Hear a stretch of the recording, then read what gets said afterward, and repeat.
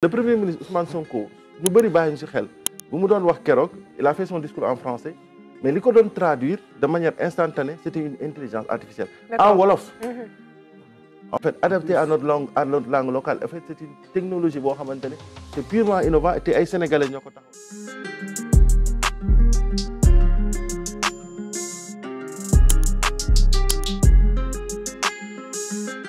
ñu ngi nuyu di leen ko defal yéen ñi nga xamante ne si yéen ci chaîne bi Réal Vision mbokk yi tey ci vidéo tey bi nag dañuy fas yéene waxtaan ak yéen ci benn intelligence artificielle boo xamante ne si dafay làkk wolof ko ñu ngeen koy déggee ci vidéo bii.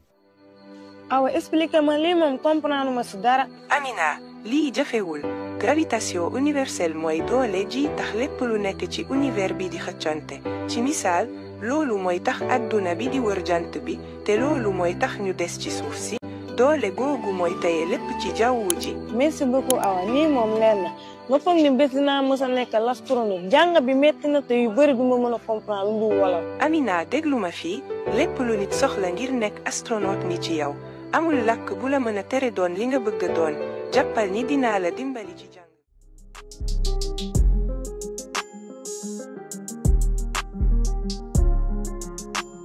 intelligence artificielle bi nag mu ngi wuyoo ci tur Awa mu nekk benn intelligence artificielle boo xamante ni si dafay permettre yow sénégalais bi nga mën koy poser ay questions comme ni ngeen ko déggee noonu ci jël benn vidéo bi nga koy poser ay questions mu lay tontu soit mu nekk façon question bu mu mënti doon mën na la cee tontu bu fekkee par exemple da nga am problème ci li nga xamante ni si mooy wàllum internet te ci langue français rek nga ko mënoon a wax léegi nag intelligence artificielle bii di Awa yombalal na loo ko mën nga koo làkk léegi li langue wolof mu daal di si tontu comme ni ngeen ko bëggee mu nekk benn outil boo xamante ni si yaakaar naa ni ñun sénégalais ndam la ci ñun parce que la plupart ñu gis IA yi ñu koy utiliser comme genre discussion yi nga xamante ne si à travers intelligence artificielle ñu koy defee français lay nekk wala anglais wala espagnol wala italien wala yeneen làkk yi nga xamante ne si dañuy ëpp lu ñu koy utiliser ci àddina bi léegi nag ñun Sénégal nag am nañ li nga xamante ne mooy suñu intelligence artificielle boo xamante ne si suñu langue lay wax muy langue wolof mu nekk benn outil boo xamante ne si képp kuy góor wala muy jigéen wala muy mag ak ku mënti doon léegi di nga mën a jëfandikoo li nga xamante ne si mooy xarala yu yees yi à travers Awa nag yombal nañ ko ba nga xamante ne si di nga mën a wax mu tontu la à travers ci li nga xamante ne mooy xaral lu yees yi nga bañ a dégg français wala anglais lépp loo xamante ni si nag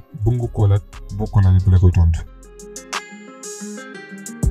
intelligence artificielle bi nag di Awa nag mu nekk benn outil boo xamante ne si ñun sénégalais yi war nañ koo mën a jëfandikoo ci nuñ ko bëggee mais nag dafa nekk loo xamante ne si comme ni leen ko waxee woon suñu vidéo yi mujj yi Sénégal mu ngi avancé bu baax a baax ci technologie li gën a firnde doon bokk na ci Sénégal le 16 août 2024 bi lancé na première satellite bi bu ci Gaïndé 7.1 foofee ci États-Unis loolu tamit day gën a firndeel aussi que ni Sénégal ñu ngi gën a góorgóorlu ak gouvernement bu bees yi nga xamante ne ñoo leen gën nañoo góorgóorlu ci li nga xamante ni ci mooy xarala yu yees yi ndax àdduna bi kon ni ma leen ko yàgg a waxee rek samay vidéo àdduna bi foofu la jëm ndax lépp loo xamante ni si ci xarala yu yees yi rek war nañ cee mën a góorgóorlu gën cee tàggat ndaw ñi mën nañ cee am benn nation boo xamante ni si ci nañu mën a développer suñu réew waaye xam naa ne fi la desete ci vidéo tey bi di leen jox dig daje ci beneen vidéo jaa ngeen jëf.